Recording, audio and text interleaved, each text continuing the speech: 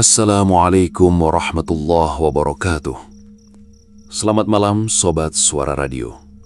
Dimanapun kalian berada malam ini, semoga kalian selalu dalam keadaan sehat dan senantiasa dalam lindungan Allah Subhanahu wa Ta'ala. Senang sekali rasanya saya bisa kembali menemani waktu istirahat kalian. Oh ya, sambil dengerin, coba dong tulis di kolom komentar kalian lagi monitor dari kota mana saja. Ada yang dari Bogor, Jakarta, atau mungkin dari luar Jawa. Semoga malam ini udara di tempat kalian cukup bersahabat ya. Ngomong-ngomong, Sobat Suara Radio, siapa di sini yang hobi banget naik gunung? Biasanya kita cari udara segar dan pemandangan yang indah buat hilangin stres kan? Tapi, pernah nggak sih kalian ngerasa hawa dingin yang beda banget? Bukan dingin karena cuaca, tapi dingin yang rasanya menusuk sampai ke tulang dan bikin perasaan tiba-tiba jadi nggak enak. Malam ini, saya akan membawakan sebuah cerita horor berjudul Pendaki Gunung Salak Terjebak di Perkampungan Jin selama 3 hari. Cerita ini mengikuti kisah seorang pemuda bernama Satria Nugraha. Satria sebenarnya cuma ingin mendaki santai bareng teman-temannya di Gunung Salak. Namun perjalanan yang harusnya seru malah berubah jadi mimpi buruk yang mencekam. Gara-gara ulah salah satu temannya yang nekat mengusik sesajen dan mengambil barang keramat, mereka malah terjebak di desa Karanganyar. Masalahnya, desa itu tidak ada di peta manusia. Mereka sedang berada di dimensi lain dan harus berpacu dengan waktu sebelum fajar tiba, atau sukma mereka akan tertahan di sana selamanya. Sebelum kita masuk ke ceritanya, yuk cari posisi duduk atau rebahan yang paling nyaman. Kalau ada earphone, silahkan dipakai ya, supaya suasananya makin terasa. Dan buat kalian yang baru bergabung, jangan lupa klik tombol like dan subscribe, supaya nggak ketinggalan cerita seru lainnya dari channel ini. Sudah siap semuanya? Mari kita simak bersama. Bismillahirrahmanirrahim. Kita mulai. Angin sore di lereng Gunung Salak tidak pernah terasa sedingin ini. Suaranya menderu melewati celah-celah pepohonan pinus dan rasa mala, membawa aroma tanah basah yang bercampur dengan bau belerang yang samar. Daun-daun kering berderak di bawah sepatu bot Satria Nugraha, memecah kesunyian hutan yang semakin lama semakin terasa menekan dada. Sebagai ketua kelompok pendakian ini, Satria sudah puluhan kali menaklukkan berbagai puncak gunung di Pulau Jawa. Baginya, alam liar adalah rumah kedua. Namun hari ini, ada sesuatu yang salah. Kompas di tangannya bergetar pelan, jarumnya berputar tak tentu arah sejak mereka melewati pos 2. Satria menghentikan langkahnya, menyeka keringat dingin yang mengucur di pelipisnya. Ia menoleh ke belakang, menatap satu persatu anggota timnya yang berjalan gontai dengan napas tersengal. Kita istirahat 5 menit.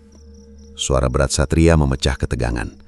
Ia menurunkan tas carrier berkapasitas 60 liter dari punggungnya, membiarkan otot-otot bahunya bernapas sejenak. Wahyu Hidayat, sahabat Satria sejak bangku kuliah, langsung menjatuhkan diri di atas akar pohon besar. Wajahnya memerah karena kelelahan, namun matanya menyorotkan rasa frustrasi yang tak bisa disembunyikan. Wahyu adalah tipe pria yang sangat mengandalkan logika. Baginya segala sesuatu harus bisa dihitung dan diprediksi. "Sat, lu yakin kita masih di jalur yang benar?" keluh Wahyu sambil meneguk air dari botol minumnya dengan rakus. "Gue udah hitung waktunya. Harusnya dari pos 2 ke pos 3 itu cuma makan waktu 2 jam. Ini kita udah jalan hampir 4 jam dan pemandangannya cuma pohon beringin sama semak belukar yang bentuknya sama semua. GPS di HP gue juga mati total." Satria tidak langsung menjawab. Ia menatap ke arah Sekar Kinanti, satu-satunya pendaki perempuan dalam kelompok mereka, jika tidak menghitung porter wanita yang mereka sewa. Sekar duduk bersandar pada sebatang pohon yang tumbang. Wajah gadis itu pucat pasi, matanya sayu dan menatap kosong ke arah tanah. Lingkaran hitam di bawah matanya terlihat sangat jelas, seolah ia tidak tidur berhari-hari. Satria merasakan dadanya berdenyut nyeri melihat kondisi Sekar. Tujuan awal pendakian ini sebenarnya adalah untuk menghibur Sekar. Beberapa bulan terakhir, Sekar sering mengeluh sakit di sekujur tubuhnya tanpa alasan medis yang jelas. Ia sering bermimpi buruk, merasa tercekik saat tidur, dan emosinya sangat tidak stabil. Dokter bilang itu hanya stres berat, tapi firasat Satria mengatakan ada sesuatu yang lebih gelap menyelimuti gadis itu. Satria berharap udara segar pegunungan bisa menjernihkan pikiran Sekar. Namun kenyataannya, sejak menginjakan kaki di kaki Gunung Salak, Sekar justru terlihat semakin layu, seolah ada beban tak kasat mata yang terus menekan pundaknya. "Sekar, kamu nggak apa-apa? Pusing lagi?" tanya Satria lembut, berjongkok di hadapan gadis itu. Sekar menggeleng pelan, meski bibirnya bergetar menahan dingin. "Pundakku berat banget, Mas Satria. Rasanya kayak ada yang ikut duduk di atas tas carrier aku," bisiknya parau. Matanya yang ketakutan melirik ke arah rimbunan pohon bambu di sisi kiri jalur. "Alah, perasaan lu doang itu, Kar," sahut sebuah suara yang penuh dengan nada meremehkan. Itu adalah Dimas Prasetyo. Pemuda itu berdiri tidak jauh dari mereka, asyik menyalakan sebatang rokok dengan gaya tengil. Dimas adalah teman satu tongkrongan Wahyu yang memaksa ikut di menit-menit terakhir. Sejak awal perjalanan, Dimas tidak henti-hentinya mengeluh, bercanda di saat yang tidak tepat, dan merusak suasana. Ia sama sekali tidak memiliki rasa hormat terhadap alam. "Gunung itu tempatnya capek. Kalau nggak mau pundak berat, ya tidur aja di Hotel Bintang 5. Jangan ikut muncak," lanjut Dimas sambil tertawa mengejek, menghembuskan asap rokoknya sembarangan ke udara. "Jaga omonganmu, Dimas," tegur Satria tajam. Emosinya mulai tersulut, namun ia berusaha menahannya demi menjaga keutuhan tim. "Di gunung mulut itu harimau, jangan asal bicara." "Santai Bang Satria, mitos doang itu mah. Gue udah sering dengar cerita seram soal Gunung Salak. Tapi buktinya gue masih hidup-hidup aja dari tadi," balasnya dengan seringai arogan, sama sekali tidak merasa bersalah. Di tengah perdebatan kecil itu, Endang Lestari, porter lokal yang mereka sewa dari desa di kaki gunung, melangkah maju. Endang adalah seorang wanita paruh baya yang tangguh. Wajahnya dipenuhi gurat-gurat pengalaman, dan sepasang matanya selalu memancarkan kewaspadaan. Ia membawa beban logistik yang jauh lebih berat dari mereka, namun nafasnya tampak paling teratur. "Mas Satria, sebentar lagi langit gelap. Waktu sandekala, pergantian sore ke malam, sudah mau tiba. Kita tidak boleh berlama-lama di area ini. Tempat ini bukan tempat untuk manusia beristirahat." Endang menunjuk ke arah sebuah pohon beringin raksasa yang akar-akarnya menjalar seperti tentakel gurita di sisi kanan jalur. Entah mengapa, melihat pohon itu, bulu kuduk Satria merinding hebat. Ada aura penolakan yang sangat kuat dari tempat tersebut. Mereka hanyalah sekelompok anak muda yang mencari ketenangan dan pelarian dari rutinitas kota. Tidak ada satupun dari mereka yang menyadari bahwa langkah mereka hari ini akan membawa mereka melewati batas antara dunia manusia dan dunia yang tidak seharusnya mereka masuki. Kehidupan normal yang mereka kenal akan segera berakhir di titik ini. Perjalanan dilanjutkan dengan langkah yang lebih terburu-buru. Langit di atas Gunung Salak berubah warna dengan sangat tidak wajar. Warna jingga kemerahan yang biasanya menghiasi senja tergantikan oleh awan tebal berwarna ungu kehitaman. Cahaya matahari seolah dihisap paksa oleh rimbunnya dedaunan. Satria berjalan di urutan kedua, tepat di belakang Endang yang menjadi penunjuk jalan. Di belakang Satria ada Sekar yang langkahnya semakin terseok-seok. Disusul Wahyu yang terus menggerutu tentang GPS-nya yang mati, dan Dimas berada di posisi paling belakang sebagai sweeper. "Mas Endang, masih jauh ke pos 3? Tanya Wahyu, suaranya mulai terdengar panik. "Ini makin gelap loh, gue nggak mau kita buka tenda di jalur miring begini." "Sabar Mas, kalau kita jalan terus tanpa berhenti, sebelum azan maghrib kita sudah sampai di tanah datar," jawab Endang tanpa menoleh ke belakang. Langkah kakinya begitu ringan, seolah ia melayang di atas tanah berbatu. Tiba-tiba, suara gemerisik keras terdengar dari arah belakang. Satria menoleh dan menyadari bahwa Dimas tidak ada di posisinya. "Dimas, lu di mana?" Teriak Wahyu, suaranya memecah keheningan hutan yang mencekam. "Gue di sini, bentar, kebelet kencing gue," sahut suara Dimas dari balik semak-semak yang cukup jauh dari jalur pendakian. Mata Endang membelah lebar-lebar. Wajah wanita parubaya itu seketika pucat pasi. Ia membuang tas keranjangnya ke tanah dan berlari ke arah suara Dimas. "Mas Dimas, jangan kencing sembarangan di situ, Mas!" jerit Endang histeris. Kepanikannya sangat menular, membuat jantung Satria berdegup kencang. Satria dan Wahyu segera menyusul Endang, meninggalkan Sekar sejenak di jalur utama. Mereka menerobos semak belukar berduri dan menemukan Dimas sedang mengancingkan celananya di dekat sebuah batu besar yang tertutup lumut. Namun bukan itu yang membuat napas Satria tercekat. Di bawah batu besar itu terdapat sebuah ancak kecil dari anyaman bambu.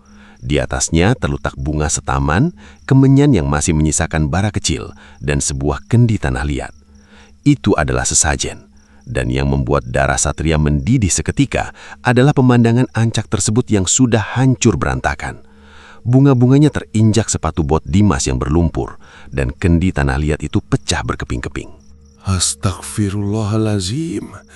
Endang jatuh berlutut, menangkupkan kedua tangannya di depan dada, bibirnya gemetar merapalkan doa-doa yang tidak bisa didengar jelas oleh Satria.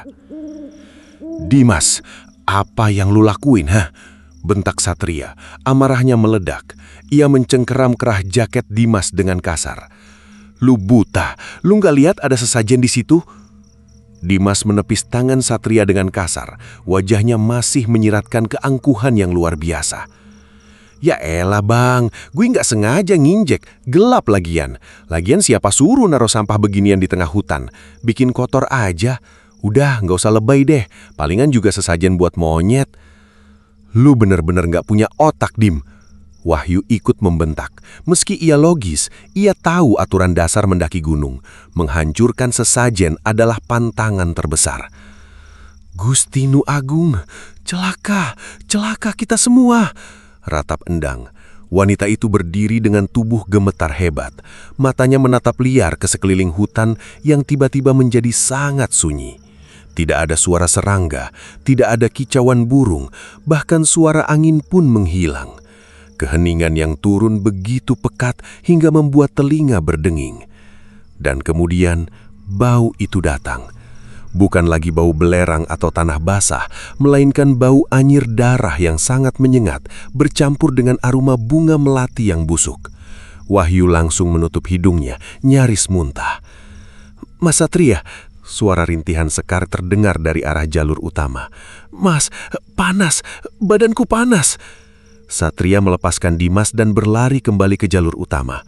Betapa terkejutnya ia melihat Sekar berguling-guling di atas tanah, memegangi perut dan kepalanya sambil menjerit kesakitan.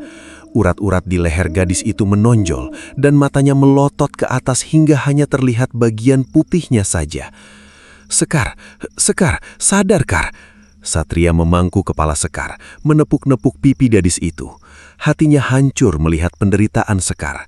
Ini bukan sekedar kelelahan fisik, ada energi gelap yang sedang menyiksa gadis itu dari dalam.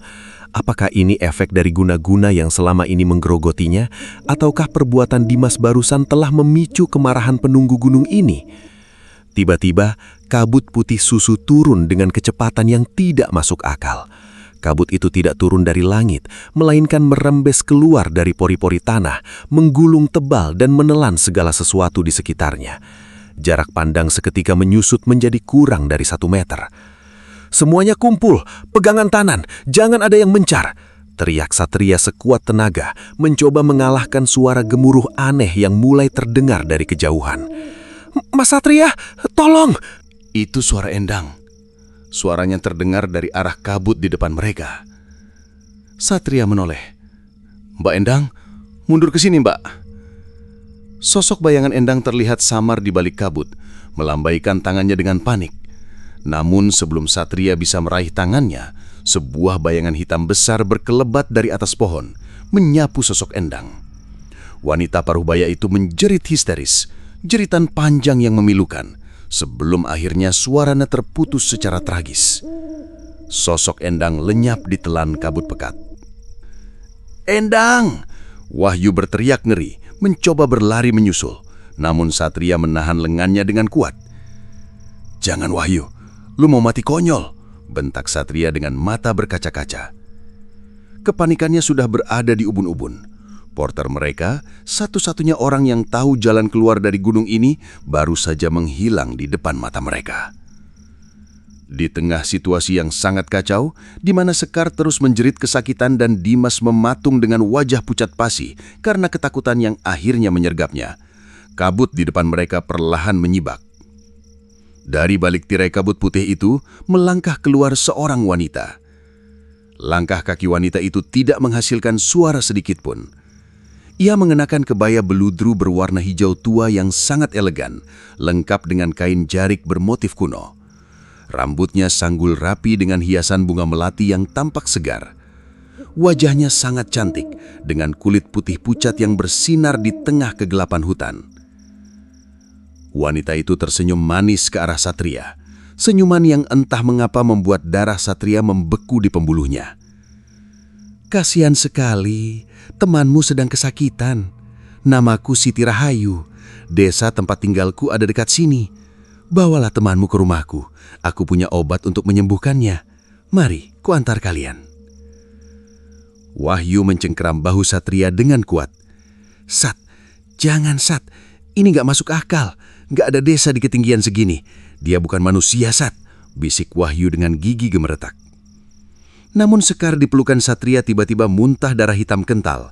Gadis itu terengah-engah, menatap Satria dengan air mata berlinang. "Mas, sakit. Tolong aku." Rintihnya lemah sebelum matanya terpejam dan tubuhnya menjadi lunglai. Pilihan apa yang Satria miliki?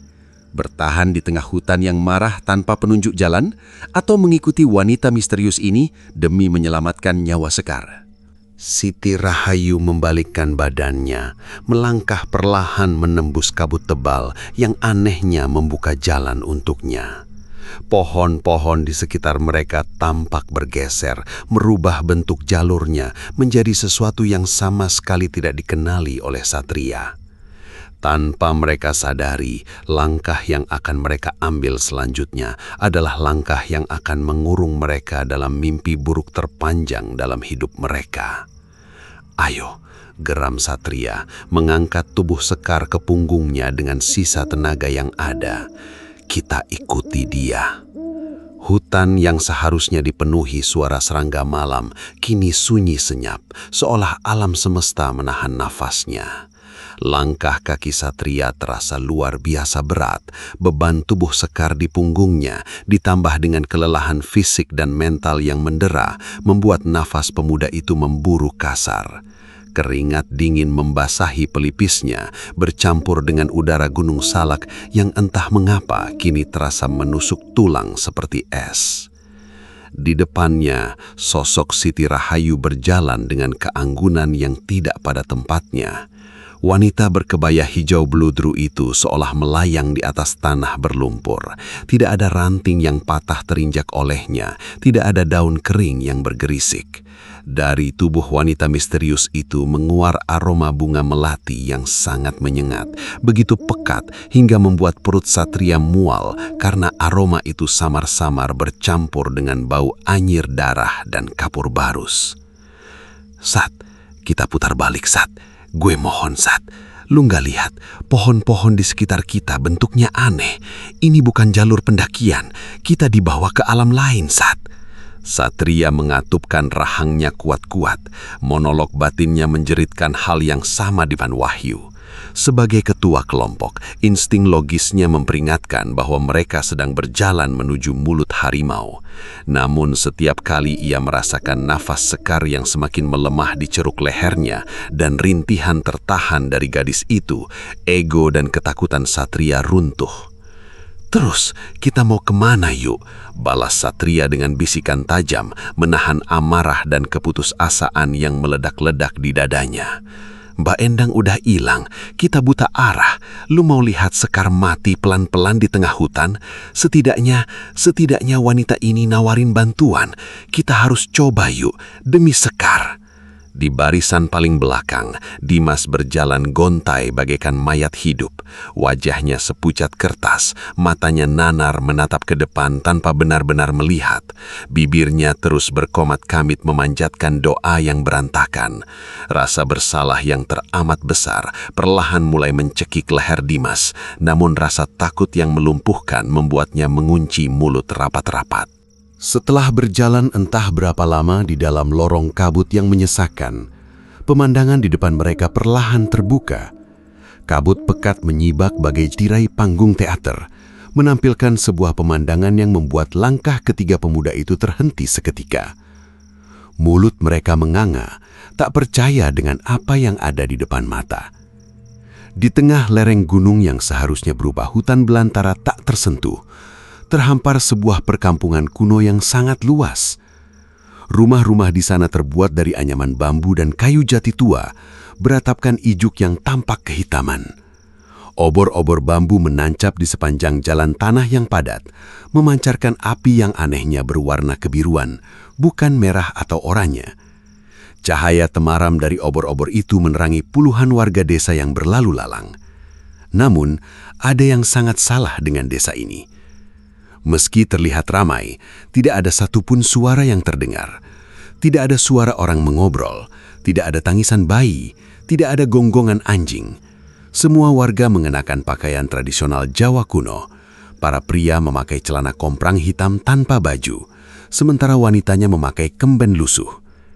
Gerakan mereka kaku, lambat, dan ketika beberapa warga menoleh ke arah rombongan satria, mata mereka tampak kosong, gelap, tanpa pantulan cahaya kehidupan. "Selamat datang di desaku," ucap Siti Rahayu, akhirnya memecah kesunyian yang mencekam. Ia menoleh ke belakang, memberikan senyuman manis yang justru membuat bulu kudut Wahyu berdiri serentak. "Mari, kubawa kalian ke rumah sesepuh desa. Beliaulah yang bisa mencabut penyakit temanmu." Tanpa menunggu jawaban, Siti Rahayu melangkah menuju sebuah rumah joglo yang paling besar di ujung desa. Satria menelan ludah, mengeratkan pegangannya pada paha Sekar, dan memaksa kakinya melangkah memasuki perkampungan gaib tersebut. Setiap langkah yang diambilnya terasa seperti paku yang menancap di nuraninya, namun ia terus maju. Di dalam rumah joglo tersebut, aroma kemenyan membakar rongga hidung. Di tengah ruangan yang luas dan minim cahaya, duduk seorang pria paruh baya di atas tikar andan. Pria itu tinggi besar, mengenakan beskap hitam dan belangkon keemasan. Kumisnya tebal melintang dengan rahang yang tegas. Namun yang paling mengerikan adalah auranya, berat, menekan, dan mengintimidasi hingga membuat nafas terasa sesak. "Masuklah anak-anak muda yang tersesat." Suara pria itu menggema berat, seolah berasal dari dalam tanah, bukan dari tenggorokannya. "Namaku Ki Ageng Prawiro, penguasa wilayah ini. Baringkan temanmu di sini." Satria bergegas membaringkan Sekar yang sudah tak sadarkan diri di atas tikar pandan di hadapan Ki Ageng Prawiro. Wajah Sekar kini dipenuhi urat-urat hitam yang menonjol hingga ke leher, dan suhu tubuhnya sedingin balok es. Ki Ageng Prawiro menatap Sekar dengan mata menyipit. Tiba-tiba, ia tertawa pelan. Suara tawanya kering dan menyeramkan. "Gadis ini tidak sakit medis, Cah Bagus," ucap Ki Ageng sambil menatap tepat ke manik mata Satria. "Tubuhnya sedang digerogoti oleh kutukan. Ada yang membawa benda keramat dari wilayahku, mengusik ketenangan penunggu hutan ini. Kutukan itu mencari tumbal, dan karena tubuh gadis ini yang paling lemah pelindungnya, dialah yang menjadi sasaran." Satria terenyak, jantungnya berpacu liar. Maksud Ki Ageng, benda keramat? Kami tidak mengambil apa-apa. Kami pendaki, kami tahu aturan gunung," protes Satria dengan nada tinggi, perpaduan antara kebingungan dan kemarahan. "Coba tanyakan pada temanmu yang sedari tadi gemetar di pojok sana," desis Ki Ageng Prawiro menunjuk dengan dagunya ke arah Dimas yang kini meringkuk di dekat tiang kayu. Semua mata, termasuk Wahyu, langsung tertuju pada Dimas. "Dim!" panggil Satria dengan suara bergetar menahan amarah. "Dimas, lu ngambil apa, ha?" Dimas menggelengkan kepalanya dengan panik. Air mata menderas membasahi pipinya. Tangannya bergetar hebat saat ia merogoh kantong ranselnya yang sedari tadi ia dekap erat. Dengan jari yang kaku, Dimas mengeluarkan sebuah benda yang terbungkus kain putih lusuh. Saat kain itu terbuka, terungkaplah sebuah keris kecil berwarna hitam legam dengan ukiran tengkorak di gagangnya. Gue nemu ini di bawah pohon beringin besar pas kita istirahat siang tadi. Isak Dimas, suaranya pecah oleh tangisan ketakutan dan penyesalan yang mendalam. Gue pikir ini barang antik, Sat. Bisa gue jual mahal di kota. Gue nggak tahu, sumpah gue nggak tahu kalau ini bakal bikin Sekar kayak gini. Maafin gue, Sat. Maafin gue. Bangsat lu, Dimas! Wahyu meledak. Ia menerjang maju, mencengkram kerah baju Dimas dan membanting pemuda itu ke lantai kayu. Sudah, Wahyu, berhenti! Satria menarik tubuh Wahyu dengan sekuat tenaga, memisahkan perkelahian itu. Nafas Satria memburu, matanya memerah menatap Dimas dengan kekecewaan yang tak terungkapkan. Ia ingin memukul sahabatnya itu, namun nyawa Sekar jauh lebih penting sekarang. Satria berbalik, bersimpuh di hadapan Ki Ageng. Ia menundukkan kepalanya dalam-dalam. Harga dirinya sebagai manusia rasional telah hancur lebur. Ki, saya mohon, kembalikan keris ini ke tempat asalnya. Tolong sembuhkan teman saya, Ki. Saya mohon dengan sangat. Ki Ageng Prawiro menerima keris itu dengan senyum tipis yang penuh misteri. Aku bisa menyembuhkannya. Siti Rahayu, berikan air keabadian padanya. Siti Rahayu yang entah sejak kapan berdiri di sudut ruangan, mendekat membawa sebuah mangkuk tanah liat berisi cairan pekat berwarna merah gelap, mirip seperti darah yang sudah mengental. Ia meneteskan cairan itu ke bibir Sekar. Ajaibnya, hanya dalam hitungan detik, urat-urat hitam di wajah Sekar perlahan memudar. Deru napas gadis itu yang sebelumnya tersengal-sengal kini kembali teratur. Rona wajahnya berangsur-angsur kembali normal. Satria menghembuskan nafas lega yang teramat panjang. Air mata syukur menetes dari sudut matanya. Terima kasih Ki, ucap Satria dengan suara parau. Namun, senyuman di wajah Ki Ageng Prawiro perlahan memudar, digantikan oleh raut wajah yang dingin dan kejam. Mata pria tua itu tiba-tiba membelalak, menampilkan seluruh bagian bola matanya yang ternyata berwarna hitam kelam tanpa putih mata sedikit pun. Temanmu memang sudah sembuh, Cah Bagus, gumam Ki Ageng Prawiro. Suaranya kini terdengar menggema ke seluruh penjuru ruangan. Namun, setiap pengobatan di alamku memiliki bayaran yang setimpal. Hutang nyawa dibayar nyawa. Sebagai ganti nyawanya yang kukembalikan, gadis ini dan kalian semua harus tinggal di sini selamanya. Menjadi abdi dalamku, menjadi penghuni desa Karanganyar, menemaniku hingga akhir zaman. Dek, jantung Satria serasa berhenti berdetak.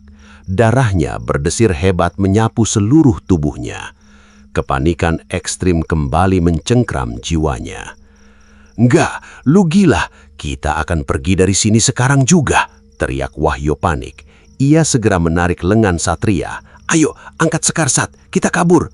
Saat Satria hendak membungkuk mengangkat tubuh Sekar, sebuah rasa sakit yang luar biasa hebat tiba-tiba menghantam kepalanya.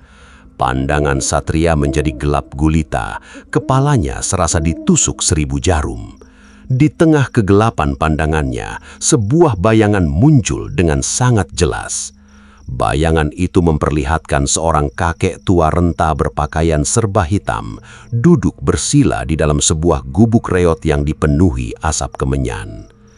Kakek itu adalah Mbah Joyo Kromo, seorang dukun sepuh di kaki Gunung Salak yang sempat mereka temui di pos pendaftaran sebelum mendaki. Mbah Joyo Kromo tampak memukul-mukul sebuah mangkuk kuningan dengan sebatang kayu. Matanya terpejam erat, keringat membanjiri keriput di wajahnya. Tiba-tiba, suara Mbah Joyo Kromo bergema keras di dalam kepala Satria, menembus dimensi alam goib. "Le, Satria, dengarkan Mbah Le. Kalian sudah masuk ke perkampungan jin. Jangan makan, jangan minum, dan jangan pernah menyetujui perjanjian apapun di sana.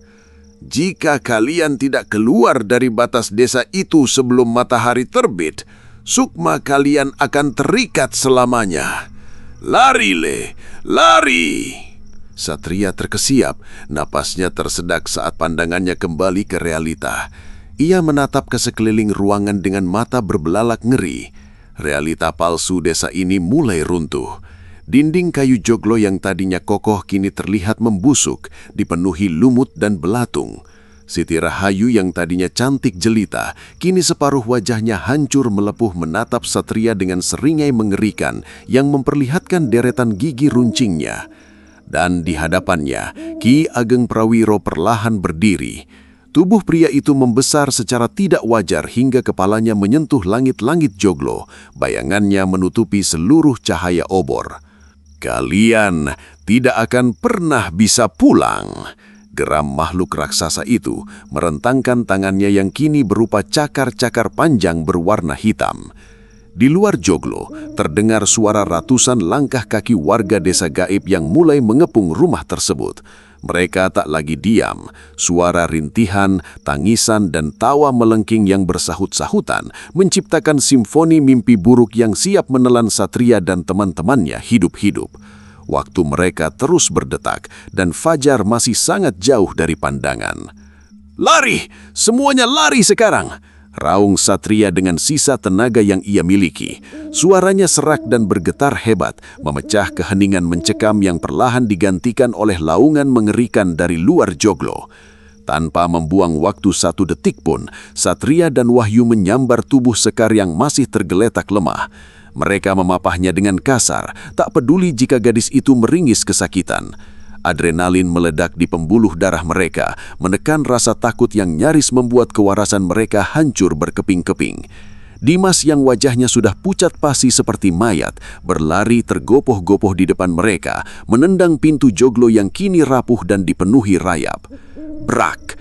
Pintu hancur, namun pemandangan di luar jauh lebih menghancurkan harapan mereka. Desa Karanganyar yang sebelumnya tampak asri, damai dan bercahaya kekuningan, kini telah berubah wujud menjadi neraka jahanam. Rumah-rumah berubah menjadi gubuk reot yang terbakar api biru. Bau melati yang wangi telah berganti menjadi bau anyir darah, bercampur busuknya bangkai yang menyengat hidung hingga membuat lambung bergejolak.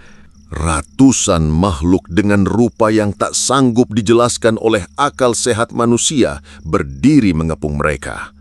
Ada yang tanpa wajah, ada yang merangkak dengan anggota tubuh terbalik, dan di barisan paling depan, Siti Rahayu berdiri.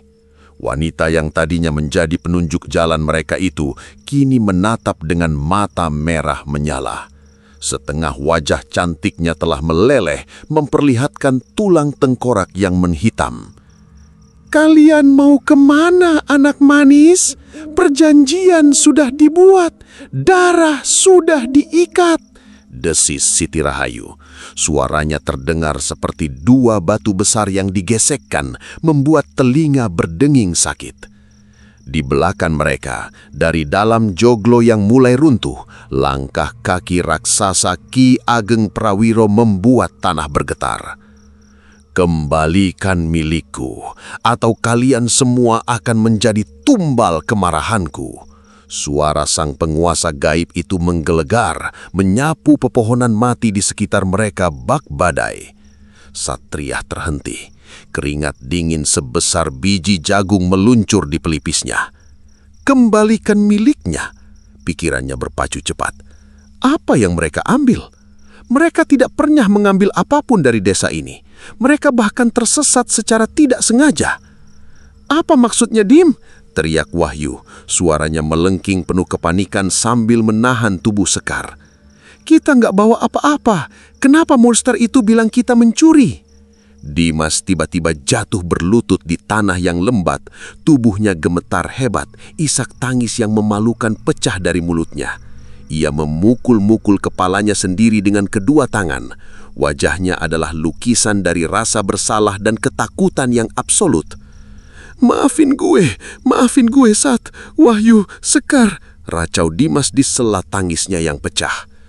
Lu ngomong apa, Bangsat? Jawab yang jelas. Satria mencengkeram kerah jaket Dimas, menariknya hingga setengah puduk pemuda itu berdiri. Emosi Satria meledak, amarah menguasai dirinya di tengah teror yang mengepung. Tusuk konde emas, Dimas terisak, menatap Satria dengan mata memerah. Waktu kita istirahat di pos 2, sebelum kita tersesat, gue nemuin tusuk konde emas kuno terkubur setengah di tanah. Endang Lestari, porter kita, dia udah ngingetin gue. Endang teriak nyuruh gue buang barang itu. Dia bilang itu barang keramat, barang milik penunggu sini. Nafas Satria tercekak, matanya terbelalak lebar, tak percaya dengan apa yang baru saja didengarnya. Tapi gue egois, Sat. Dimas melanjutkan pengakuannya yang menyayat hati. Suaranya nyaris tenggelam oleh raungan para jin yang semakin mendekat. Gue pengen ngasih hadiah buat Sekar karena gue suka sama dia. Gue bohong sama Endang, gue bilang udah gue buang. Padahal barang itu gue selipin diam-diam ke dalam kerilnya Sekar. Malam harinya, Endang hilang ditarik ke alam mereka sebagai jaminan karena kelakuan gue. Dan Sekar kena guna-guna karena dia yang ngebawa barang kutukan itu. Ini semua salah gue. Gue yang bikin kita semua masuk ke alam ini. Fakta itu menghantam dada Satria dan Wahyu bagaikan palu godam. Rasa terkejut, marah, dan kecewa bercampur aduk menjadi satu. Pantas saja Mbah Joyokromo mengatakan mereka telah masuk ke perkampungan jin. Pantas saja Sekar menjadi target utama siksaan gaib ini. Pantas saja Endang, porter mereka yang berpengalaman, tiba-tiba menghilang tanpa jejak di malam pertama pendakian. Dimas, sahabat mereka sendiri, telah menukar nyawa mereka semua demi keegoisan dan kebodohannya. Lu benar-benar gila, Dimas. Wahyu menjerit frustrasi, air mata keputusasaan mengalir di pipinya. Lu ngebunuh kita semua. Cari barangnya, sekarang! Perintah Satria dengan nada dingin yang mematikan. Amarahnya sudah melewati batas, tapi insting bertahannya sebagai ketua kelompok mengambil alih. Ia tidak akan membiarkan teman-temannya mati di dimensi antah berantah ini. Dengan tangan gemetar luar biasa, Dimas merogoh bagian atas keril Sekar yang tergeletak di dekat kaki gadis itu. Setelah mengaduk-aduk panik, tangannya menarik sebuah benda. Sebuah tusuk konde emas berukir naga yang memancarkan pendar cahaya merah darah. Begitu benda itu dikeluarkan, lolongan para jin di sekeliling mereka semakin memekakkan telinga. "Siniin barang jahanam itu!" terampas Satria tusuk konde tersebut. Benda itu terasa panas membakar kulitnya, seolah memiliki denyut nadinya sendiri. Tiba-tiba, dari arah kabut tebal di ujung desa yang membusuk, sebuah suara gamelan terdengar sayup-sayup, namun ritmenya sangat cepat dan menghentak. Diikuti oleh suara rapalan mantra yang berat dan parau. Itu suara Mbah Joyokromo. Suara dukun sepuh itu menembus tabir gaib, menciptakan resonansi yang membuat para jin di sekeliling mereka menutup telinga kesakitan. Bersamaan dengan lantunan mantra itu, di tengah kepungan kabut, sebuah siluet manusia muncul melambai-lambaikan senter yang sinarnya menembus kegelapan. "Mas Satria, Mas Wahyu, sini Mas, cepat!" Itu suara Endang Lestari, porter mereka yang hilang. Tubuh Endang terlihat transparan dan penuh luka goresan, namun matanya memancarkan urgensi yang luar biasa. Endang belum mati, ia terjebak di ambang batas dua dunia, dan kini dengan bantuan ritual Mbah Joyo dari alam nyata, Endang menunjukkan satu-satunya celah jalan keluar. Di belakang punggung Endang, tampak sebuah lorong cahaya putih kebiruan, cahaya fajar dari dunia nyata. Itu jalannya, bawa Sekar, lari ke arah cahaya, teriak Satria. Wahyu dan Dimas memapah Sekar, berlari sekuat tenaga menerjang semak belukar berduri yang tiba-tiba muncul dari tanah. Satria berada di barisan paling belakang, menjadi tameng bagi teman-temannya. Siti Rahayu melesat ke depan, tangannya yang kini berupa cakar tajam memanjang, berusaha menggapai leher Dimas. Tidak ada yang boleh pergi, jeritnya melengking. Ki Ageng Prawiro melompat dari reruntuhan joglo, tubuh raksasanya melayang di udara, siap menimpa dan meremukkan mereka semua sebelum mencapai gerbang cahaya. Waktu seakan melambat. Kematian berjarak hanya beberapa jengkal dari ubun-ubun Satria. Udara di sekitarnya menjadi sedingin es, mencekik paru-parunya. Dengan sisa keberanian yang ia kumpulkan dari dasar jiwanya, Satria berbalik. Ia menatap lurus ke wajah mengerikan Ki Ageng Prawiro yang menukik ke arahnya. Sambil berteriak sekeras-kerasnya untuk mengusir rasa takut yang melumpuhkan, Satria melemparkan tusuk konde emas itu tinggi-tinggi ke arah sang penguasa gaib. "Kembali ke nerakamu, ambil barang busuk ini dan lepaskan kami!" raung Satria. Mata Ki Ageng Prawiro membelalak, fokus makhluk itu dan seluruh penghuni desa seketika teralih pada pusaka emas yang melayang di udara. Siti Rahayu dan Ki Ageng bertabrakan di udara, berebut menangkap benda keramat tersebut. Ledakan energi gaib terjadi saat tangan Ki Ageng menyentuh tusuk konde itu. Gelombang kejut yang dahsyat menyapu area tersebut, melempar tubuh Satria ke belakang. Tubuhnya melayang di udara, dan sebelum kegelapan total menelannya, ia merasakan tubuhnya ditarik paksa melewati batas cahaya putih tempat Endang berdiri. Teriakannya tertelan oleh keheningan yang tiba-tiba menyergap. Dingin. Rasa dingin yang menusuk bulang adalah hal pertama yang Satria rasakan. Bukan dingin gaib yang mencekik, melainkan hawa dingin khas pegunungan yang berembun. Satria membuka matanya perlahan. Pandangannya kabur oleh cahaya matahari pagi yang menyusup masuk melalui celah kanopi pepohonan lebat. Ia tidak lagi berada di desa terkutuk itu. Ia berbaring di atas tanah yang basah oleh embun di tengah jalur pendakian yang penuh akar pohon besar. "Syukurlah, Gusti Pangeran." Sebuah suara serak dan berat terdengar di dekatnya. Satria menoleh dengan susah payah. Di sana, duduk bersila di atas selembar tikar pandan, Mbah Joyokromo tampak sangat kelelahan. Keringat membasahi baju pangsinya dan tangannya masih memegang mangkuk kuningan yang kini retak terbelah dua. Di sekeliling dukun itu, belasan anggota tim SAR berseragam oranye tampak sibuk. Satria memaksakan diri untuk duduk. Kepalanya masih berdenyut nyeri. Di sebelahnya, Wahyu sedang menangis tersedu-sedu sambil memeluk ranselnya. Sekar terbaring di atas tandu, matanya terbuka, bernapas dengan tenang meski wajahnya masih menyisakan trauma yang sangat dalam.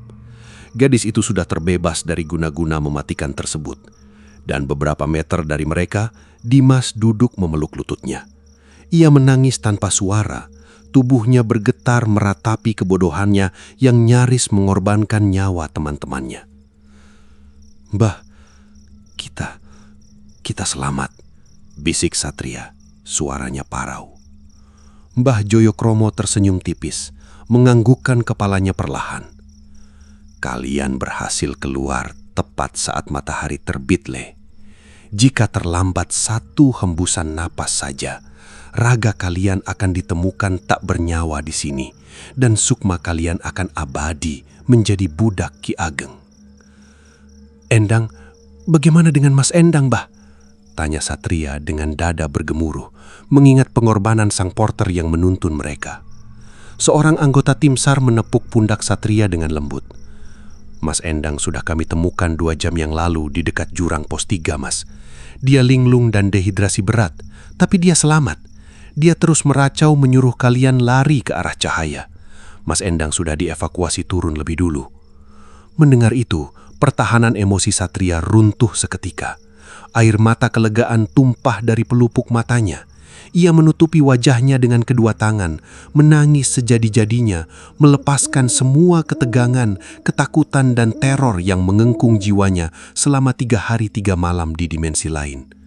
Gunung Salak berdiri menjulang di belakang mereka, diam dan menyimpan ribuan misteri yang tak akan pernah bisa dipecahkan oleh logika manusia. Satria menyadari satu hal yang akan ia bawa seumur hidupnya. Alam memiliki aturan yang tidak tertulis, dan keserakahan manusia adalah kunci yang bisa membuka gerbang menuju kehancuran yang paling mengerikan. Mereka pulang membawa nyawa, namun sebagian dari jiwa mereka akan selamanya tertinggal dalam bayang-bayang kelam desa Karanganyar. Sobat Suara Radio, akhirnya kita sampai di penghujung cerita hawa dingin yang tidak wajar di jalur Salak. Saat ini, nasib Satria Nugraha dan teman-temannya benar-benar berada di ujung tanduk. Terjebak di desa Karanganyar yang terkutuk bukanlah perkara mudah, apalagi mereka masuk ke dimensi gaib itu karena kesalahan fatal. Karena ada sesajen yang dirusak dan benda keramat yang dicuri, mereka kini harus berpacu dengan waktu. Pelajaran yang bisa kita ambil dari kisah Satria ini sebenarnya sederhana saja, sobat. Dimanapun kita berada, terutama saat mendaki gunung atau mendatangi tempat baru, jagalah sikap dan sopan santun.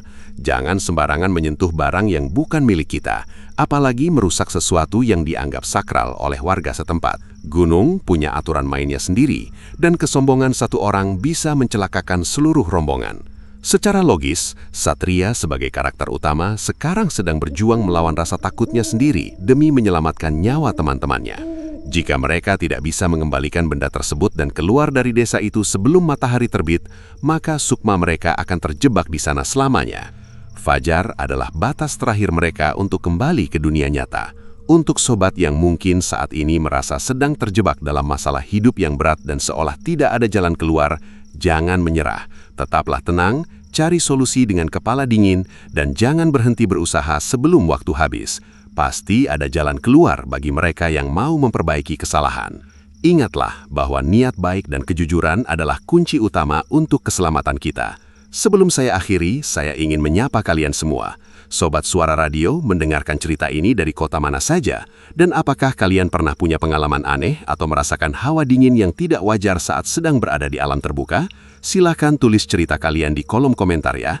Jangan lupa untuk tekan tombol subscribe dan berikan like kalian agar kita bisa terus berbagi cerita setiap malam. Terima kasih sudah setia mendengarkan. Saya pamit dulu. Tetap waspada dengan keadaan sekitar dan sampai jumpa di malam berikutnya, sobat. Jaga diri, jaga keluarga, jaga iman. Wassalamualaikum warahmatullahi wabarakatuh.